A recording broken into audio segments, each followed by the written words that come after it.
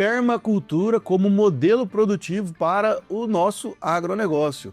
Afinal de contas, a permacultura ela traz uma visão mais global de todo esse sistema, né, que envolve a parte produtiva. Quando a gente fala tanto de agricultura quanto de pecuária, né, ela integra todos os aspectos ambientais, sociais, de sustentabilidade para trazer a melhor harmonia para o sistema produtivo como um todo. E lógico, né, nós vamos trazer uma convidada que domina muito mais desse assunto e pode trazer explicações nos detalhes para a gente. Vem comigo nesse episódio. Bom dia, boa tarde, boa noite. Sejam muito bem-vindos para mais um episódio do nosso querido podcast Agro 2. Aqui nesta bancada, eu, Pedro Maia, engenheiro agrônomo, por opção, né, por formação e comunicador por opção, trazendo para você informações sobre o nosso querido agronegócio, que é tão amplo, que tem tanta coisa e tanto assunto para falar.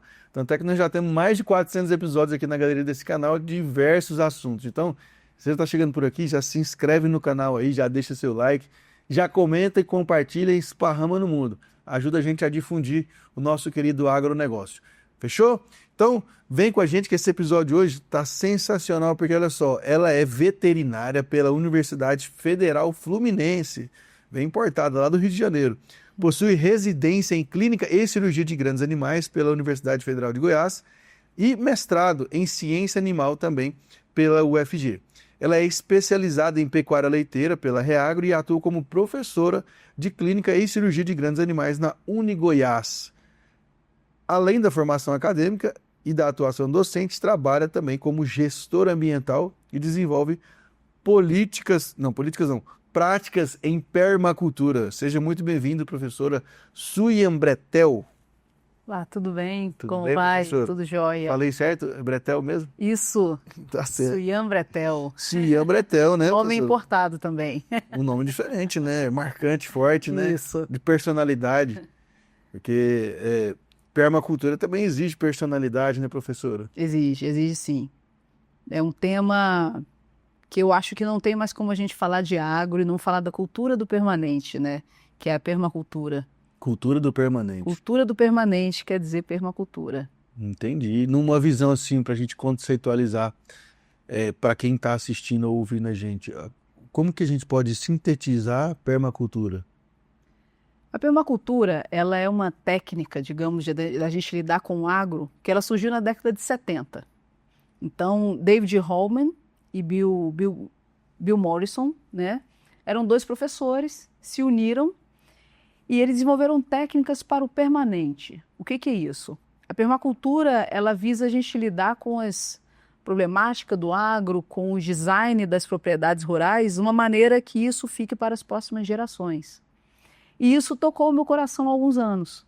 Então, além de ser médica veterinária, eu moro em zona rural também, e eu coloquei as práticas da permacultura, né, na minha propriedade, né, e eu venho hoje difundindo esses ensinamentos, esse conhecimento da permacultura um pouco dentro da universidade e no meu dia a dia.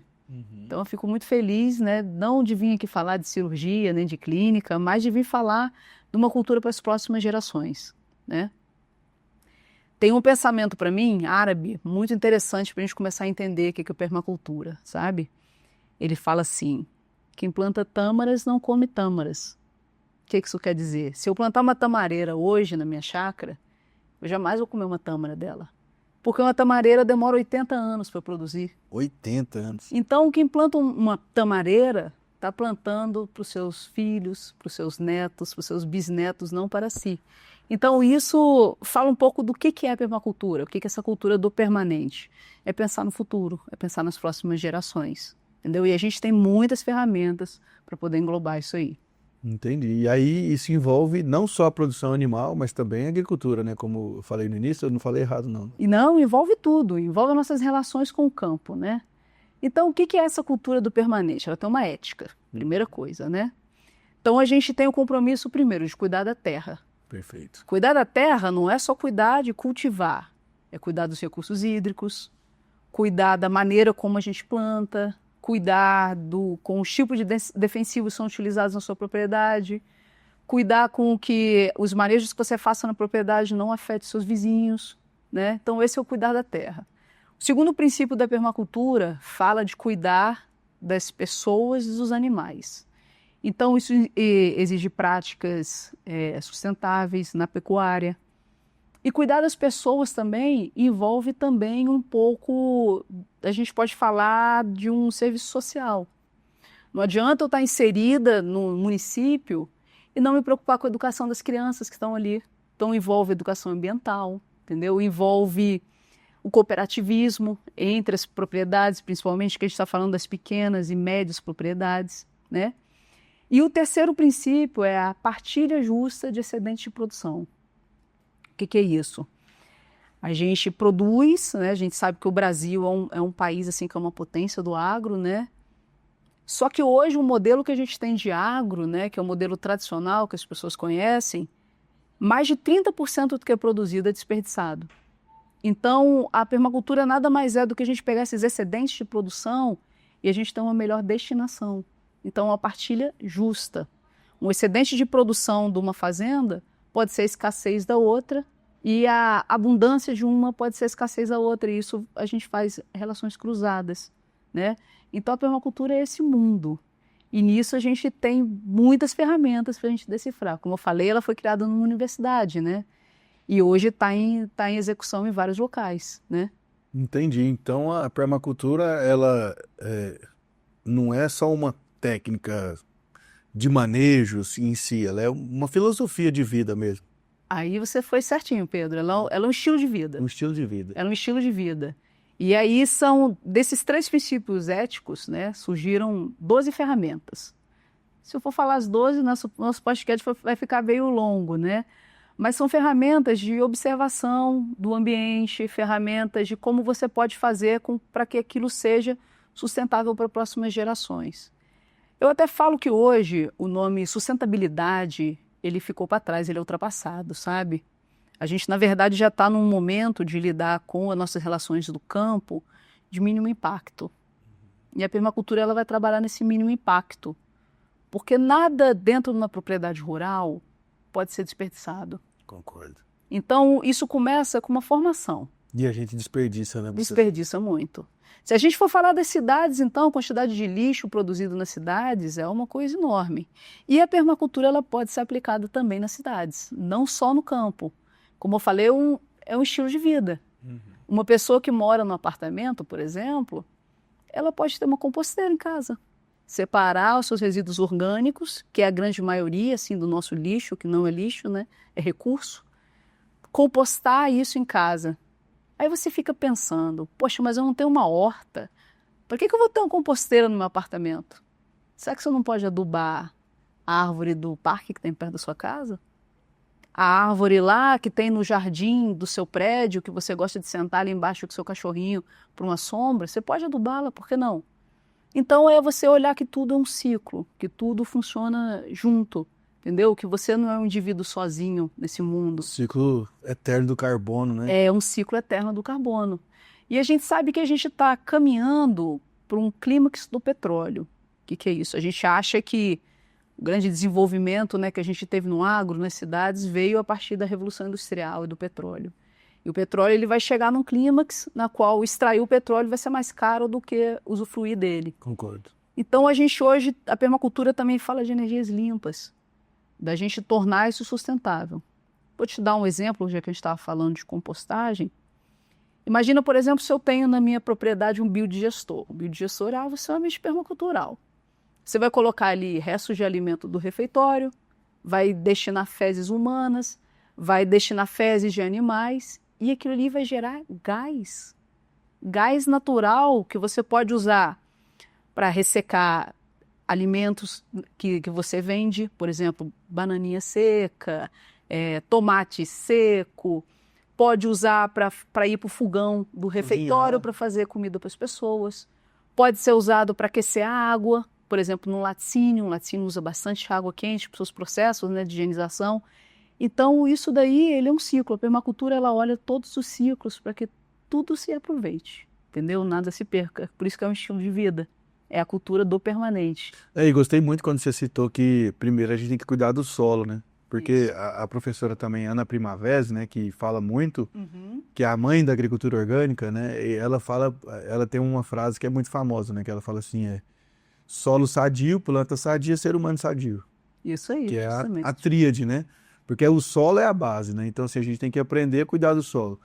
E esse também é aspecto do desperdício, né? Da gente reaproveitar muitas coisas.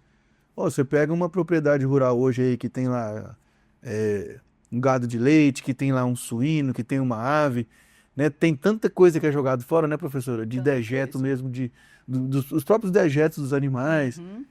Enfim, que tudo isso a gente perde energia nesse ciclo, né? A gente é muito ineficiente de aproveitar essa energia o máximo possível, né? A gente fala, por exemplo, em nitrogênio, a cama de frango riquíssima em nitrogênio, uma fonte de nitrogênio melhor do que tem. Melhor que tem. E a gente ainda é escravo da NPK, que vem de uma fonte infinita. Não, e a cama de frango ainda tem os micro, né? Porque o NPK são os macro, né? Nitrogênio, fósforo, potássio. Agora você pega a cama de frango, ela tem zinco, molibdênio, selênio, tudo quanto é mineral tem lá, né? Isso. E, inclusive, a permacultura, ela vem para agregar isso tudo. Por exemplo, a agrofloresta, que a gente tem falado bastante, né? Que o Ernest implantou aqui no Brasil, né? Ela é uma ferramenta da permacultura. Então, a permacultura engloba essa agrofloresta também, que é aquele clima que se dá de você plantar com vários tipos de cultura, né? E ela se autorregulando, né? Em estratificações diferentes.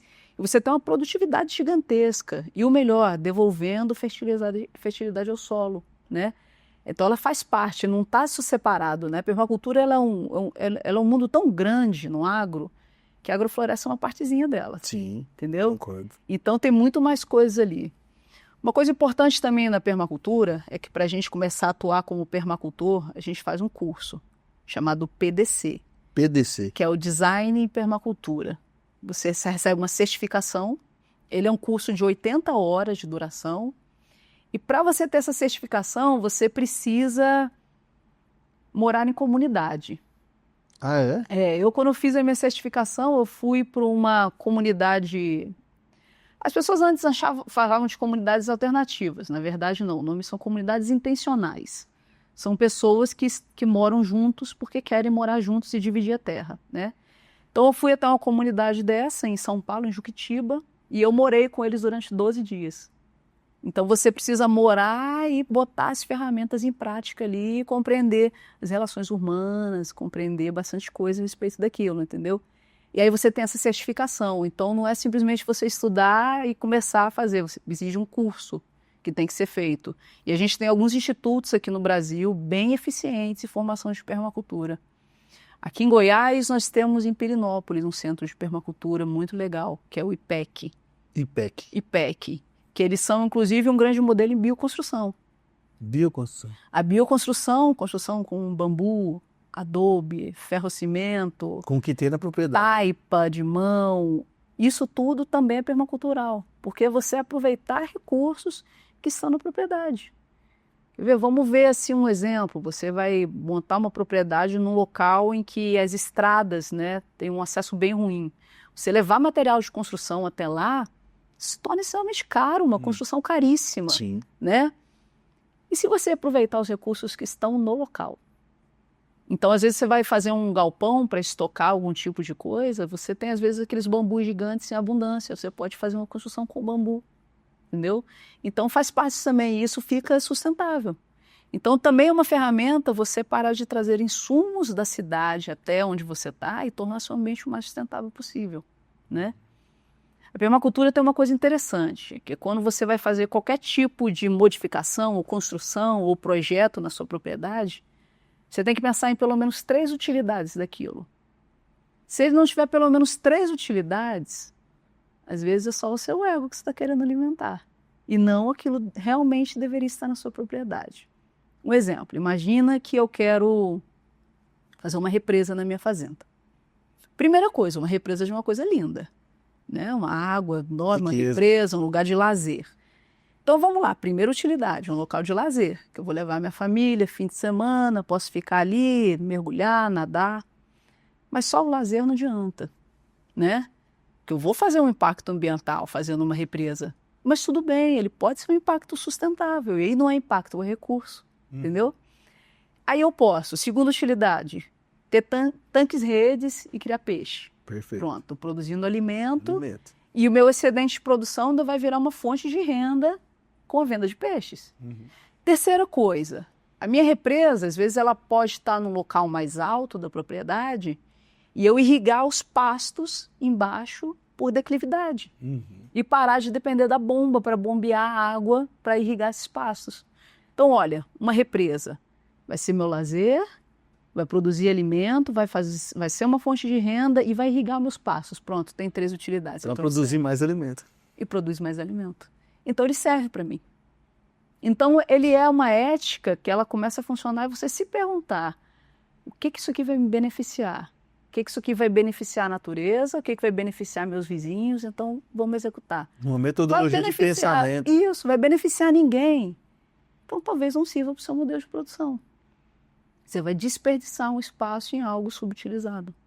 Entendeu? Então, você começa a ter um pensamento holístico sobre o que está acontecendo. Compreende? Entendi. E isso vem também de uma observação da natureza. Tem permacultores que eles são, assim, muito exigentes nos seus designs de permacultura, os designs da propriedade, que eles, inclusive, eles adquirem uma propriedade, eles acampam por 1 ano para depois começar a fazer a propriedade. Para quê? Para você compreender como que a natureza funciona naquele local que você quer colocar o seu empreendimento. Digamos que você perceba que os grandes ventos da sua propriedade, que as chuvas muito fortes, elas vêm do norte. Jamais você vai poder colocar ali no norte um galpão desprotegido. Todo ano, na hora que a chuva vier, o vento vier, vai levantar as telhas do seu galpão, vai quebrar tudo. Então, se minhas chuvas e meus ventos vêm do norte, ali é um bom lugar para fazer um plantio, por exemplo, de eucalipto. É um bom lugar para ter meu estoque de madeira da propriedade. Então, eu faço um plantio de eucalipto, ponho a agrofloresta para funcionar lá, né? Coloco eucalipto, frutífera junto, ervas e medicinais e tudo mais. Daqui a 3 anos eu tenho uma baita barreira para o vento ali, uma barreira natural, que eu protejo minhas instalações, né? E daqui a pouco esses eucaliptos que eu plantei servem para mais construções dentro da propriedade. Por que não? Eu posso cortar uma árvore na minha propriedade, mas a mesma velocidade eu estou plantando. Perfeito. Compreende? Esse é o equilíbrio da permacultura, da cultura do permanente.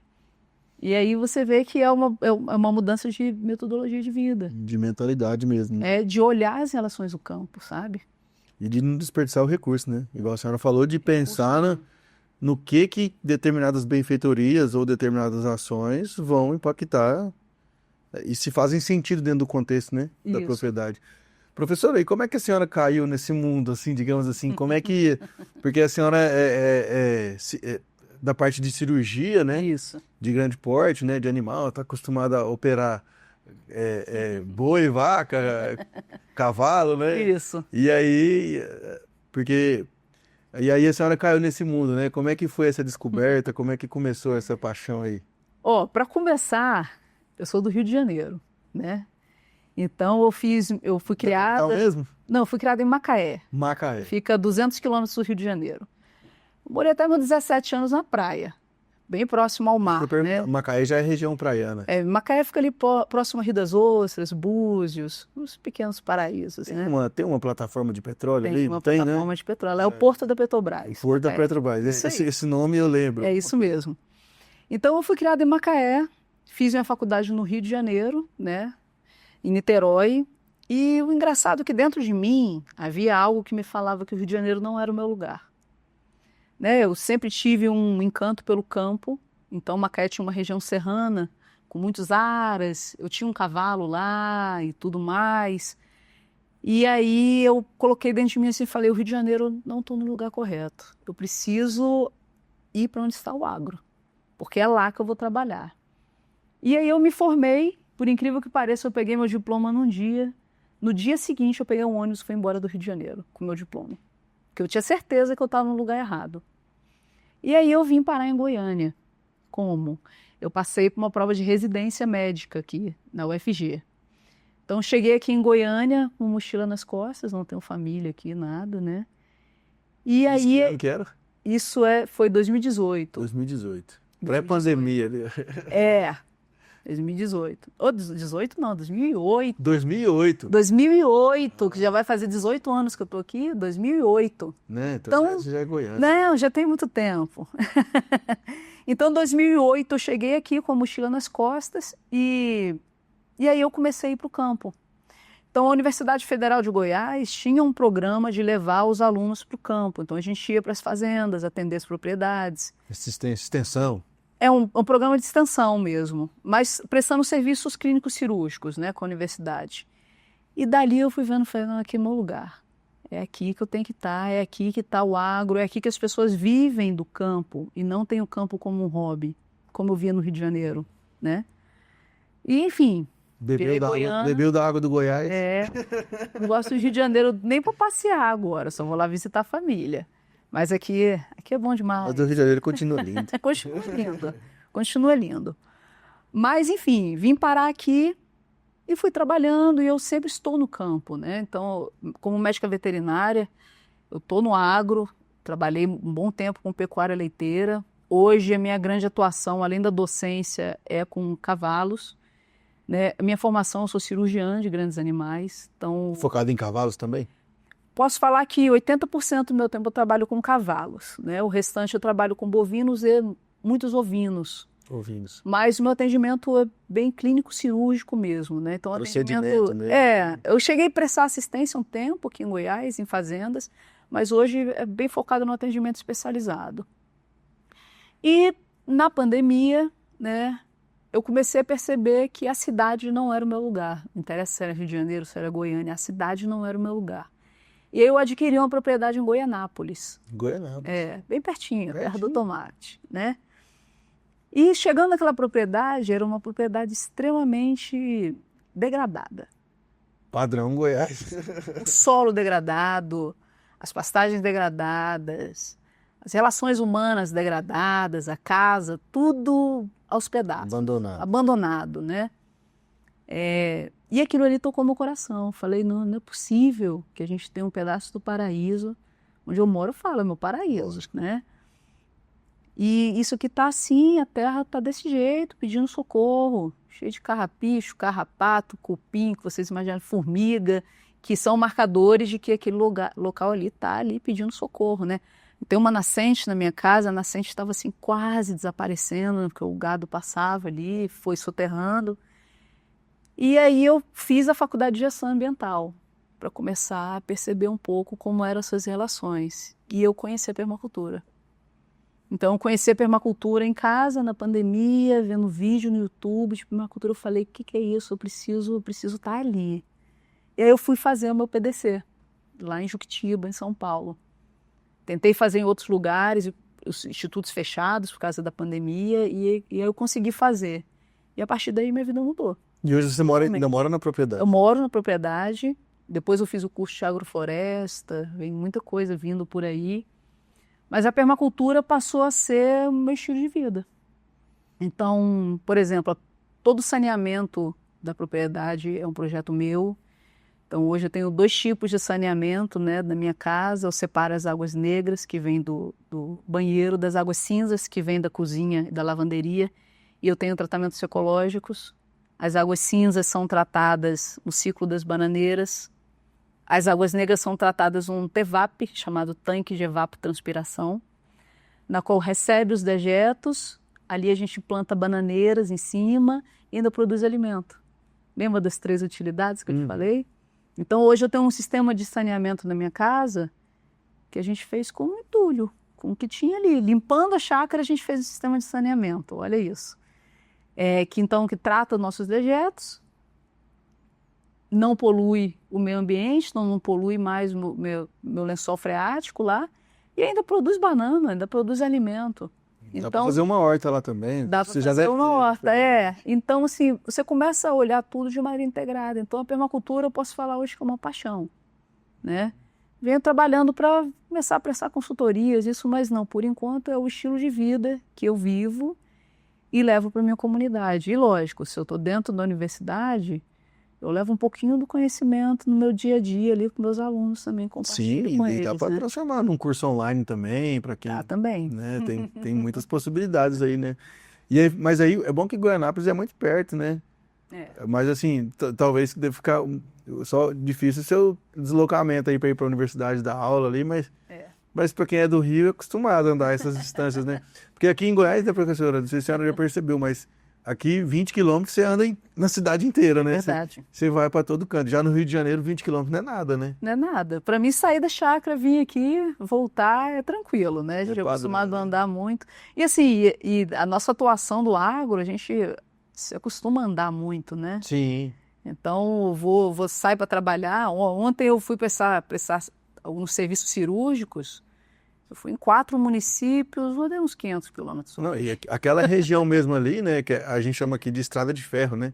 Que pega Bonfinópolis, Goianápolis, Anápolis, Silvânia, Vianópolis, Leopoldo de Bulhões, Orizona, Pires do Rio, vai até Catalão ali, né? Isso. Tem muita coisa ali, né, professor? Tem muita coisa. Senhora, é um cinturão tanto de agricultura quanto de pecuária, né? Tem muita pecuária leiteira ali também. É uma bacia leiteira forte ali, né? Isso. A região, né, de Goianápolis, né? Verdade. O tomate era só na época do Leandro Leonardo, da dupla sertaneja. Que tinha Arisco, né? Isso. Ali em Nerópolis, que aí depois, agora virou Heinz, né? E aí vai evoluindo. Que legal, hein, professora? E sua família, quando você veio para Goiás, apoiou? Como é que foi? Apoia, né? Quando a gente é meio bicho solto, né? Não tem outra opção, não, professor. Tem que A apoiar. gente é meio bicho solto, né? A gente vai fazendo nossas coisas, né? Mas assim, sempre fui guiada pelo meu coração, sabe? Eu sabia que realmente o Rio de Janeiro não estava no meu coração, eu precisava ir para outros lugares, né? E aí Goiânia me abraçou muito, né? Esse povo goiano aqui me abraçou, vai fazer aí 19 anos, vai fazer agora ano que vem que eu estou aqui. E é aqui que eu quero fazer minha cultura do permanente, entendeu? Aqui que eu quero trazer esse conhecimento para a minha comunidade, para as pessoas que estão ao meu redor, para a universidade, para que as pessoas compreendam que a gente tem que estar no campo e a gente tem que estar amando aquele lugar que a gente está, entendeu? A gente tem que estar no campo e a gente tem que estar pensando a gente ter aquele recurso hídrico que a gente tem ali. A água, para mim, vai ser o maior tesouro da humanidade nos últimos anos, sabe? Nos próximos anos, né? O grande valor que vai ter vai ser quem tiver água, né? Sim. Então, você olhar um recurso hídrico potável, né? e falar, nossa, eu preciso proteger essa nascente aqui, preciso cercar essa nascente, preciso plantar ao redor dela, preciso fazer com que aqui brote mais água. E não só para mim, para que isso vá também para a chácara do meu vizinho, que vá para o outro, entendeu? Que seja abundante para a nossa região. E dá para conciliar, né, professora? A sustentabilidade, né, que já é um termo ultrapassado, né, como a senhora falou, mas, digamos, o equilíbrio também com uma lucratividade, com a produtividade que faça sentido também para quem vive o sistema, né? O campo, ele tem que ser produtivo, para as pessoas se manterem no campo, entendeu? Então, assim, não adianta também, vou até falar um termo aqui que eu uso, assim, que é muito interessante, não adianta a gente querer ser eco-chato. Eco-chato. Eco-chato. Eu também acho que sem romantizar, né, professora, também, porque é igual a senhora falou, você está lá no campo, você tem a propriedade, o cara tem que comer, ele tem que vestir, ele tem que se sustentar, é bonito, é lindo, mas tem que dar lucro, tem que funcionar. Com certeza. O campo, ele tem que ser sustentável para que a pessoa queira estar no campo. Hoje a pessoa, por exemplo, ela compra uma chácara, a gente vê muito meme, né, na internet, vai, compra chácara, vai só trabalhar, vai. Descansar no final de semana. Na verdade, você tem que comprar uma chácara e você tem que falar, olha, eu vou fazer isso aqui ser produtivo, isso aqui ser minha fonte de renda. Isso. Entendeu? Então você tem que começar a fazer... Pelo menos se pagar, né? A se organizar para aquilo ali te gere renda e dá pra gente ter renda com muita coisa. Nossa. Entendeu? Com muita coisa. Num pequeno pedaço, né? Hoje, por exemplo, a minha propriedade é muito próxima a Goiânia. Então, assim, às vezes não é uma renda do campo, porque não é uma propriedade tão grande, mas eu posso ter uma renda com turismo rural. Eu posso ter uma renda, por exemplo, com esse turismo rural, tendo chalés de Airbnb sustentáveis, que as pessoas pagarão para passar um fim de semana ali e sabendo que elas não estão agredindo a natureza, que elas vão passar um dia tranquilo, cuidando da mente delas, às vezes, né, do sossego. Então isso também é permacultural. Ali, ó, perto ali, Cuidar das pessoas, né? perto ali do trevo ali de Guaranápolis, ali tem o Café da Madrugada. Isso. Eu moro ali Você pertinho. mora aí pertinho. Pois é, o Café da Madrugada é uma construção toda ali de eucalipto e que tem comida típica da região, com fogão de Isso. lenha. Pô, sensacional lá, né? Se você for reparar, ali é bem permacultural. Não é? Por quê? Toda a construção é em bioconstrução, pelo menos grande parte. Não. Eles usam taipa ali, adobe, eucalipto, Pô. né, da região. Fogão de lenha. Hoje eles colocaram placas fotovoltaicas, então agora eles geram sua própria energia, ou pelo menos tem uma grande economia, né, na conta de luz deles ali. Eles usam uma mão de obra da comunidade, todos que trabalham ali moram na região, e muitos dos produtos que são consumidos ali naquele restaurante são de criação própria. O porco é da propriedade, o leite que é servido no café da manhã é da propriedade, o frango caipira do almoço é da propriedade. Então isso é muito permacultural, muito. Você vai olhando ao redor, né? E você vai vendo que dá para a gente viver desse jeito. E cuida das pessoas também, porque ali é uma rota de ciclistas, né? De ciclista, motociclista, Isso. de corredor. Então, por exemplo, ainda é um momento de descanso dos ciclistas e pessoal das motos e tudo. Descansa ali um pouquinho, faz um lanche e vai de novo. E lá começa 5 horas da manhã, não é? Começa cedo, entendeu? Cedo lá, né? Aí é um exemplo que a gente consegue ter nas nossas relações, né? Esse modelo de permacultura, né? Então vai muito, né, professora? É meio que da mentalidade mesmo, né? Assim, do produtor em si, né? De ter essa visão mais global, né? Da atividade e de entender como as coisas podem encaixar no ambiente para ele, né? Isso. Porque assim, o pessoal, né, professora? Desculpa te interromper, mas a mídia como um todo, eu acho que talvez por falta de conhecimento, de informação, pintam muito que o produtor quer degradar a fazenda, que ele quer ser um extrativista, que ele quer só tirar. Mas é o contrário, porque se o produtor destrói a propriedade rural dele, como é que ele vai tirar seu sustento? Como é que ele vai, né, ter uma fazenda produtiva se ele acabou com as reservas de água, se ele acabou com as reservas naturais, né, da propriedade? Tem dois viés para a gente olhar nisso aí, tá? Tem dois viés muito importantes. Eu também acredito que as pessoas que amam o campo, como eu amo o campo, entendeu? Eles querem preservar, porque eles sabem que sem preservar, aquilo ali vai descendo a produtividade. Sim. Então, por exemplo, vamos falar da pecuária. Muitos pecuaristas, eles são extremamente ecológicos. Eles sabem que sem água não tem como ter gado. Não existe você criar gado sem água. O que o gado vai beber? Não existe você criar o gado sem você ter um pasto de qualidade. Ou ter uma árvore para dar uma sombra pro gado. Não tem como você ter um gado de leite se ele não tem sombra, né? O gado ele passa 16 horas do seu dia deitado embaixo de uma árvore ruminando. Então, se não tem essa sombra, você não tem produtividade, né?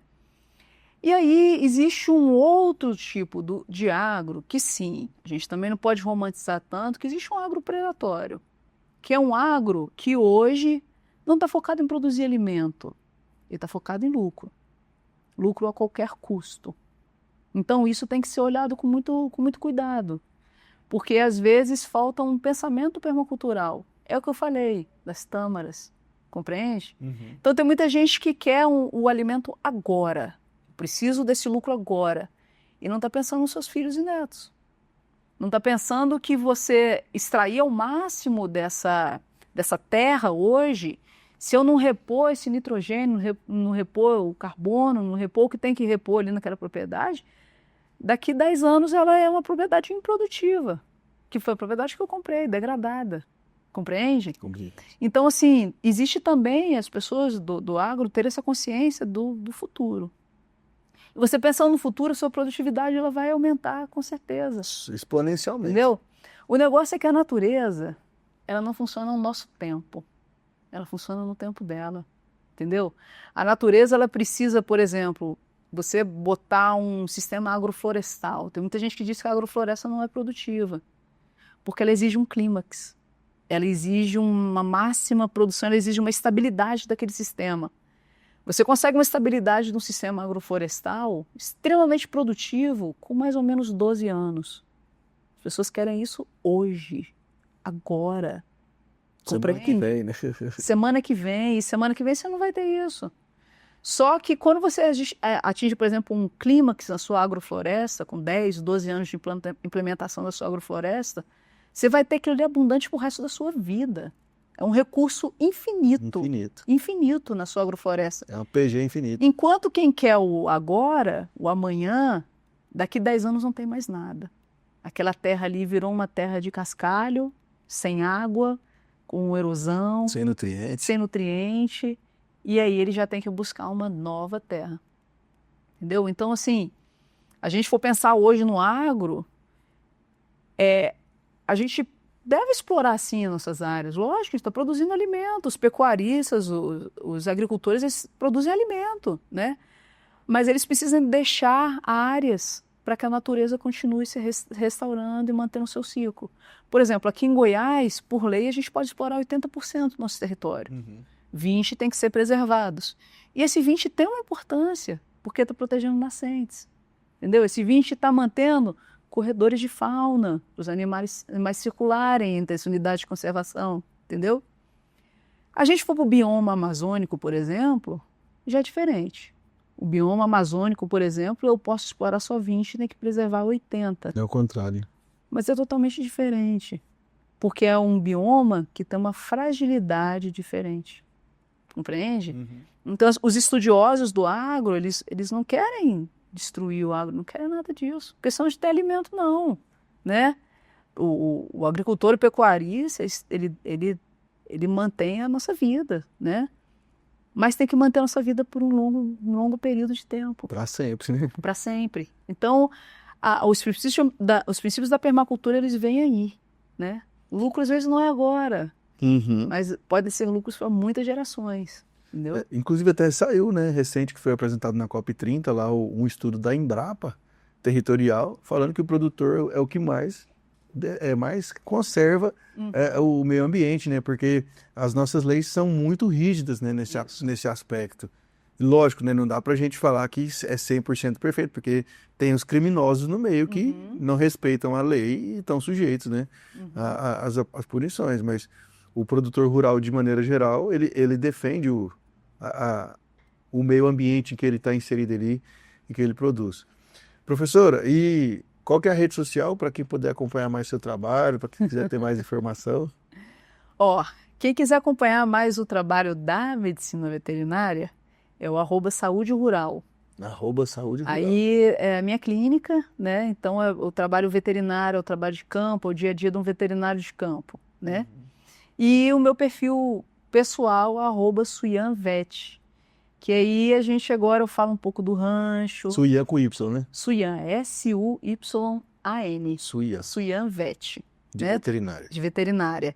Que aí lá eu já mostro o dia a dia do rancho, minha vida pessoal, e aí, quem sabe vai abrindo aqui um canal para a gente começar a falar mais da permacultura. Poxa, Né? Mais as relações do campo, né?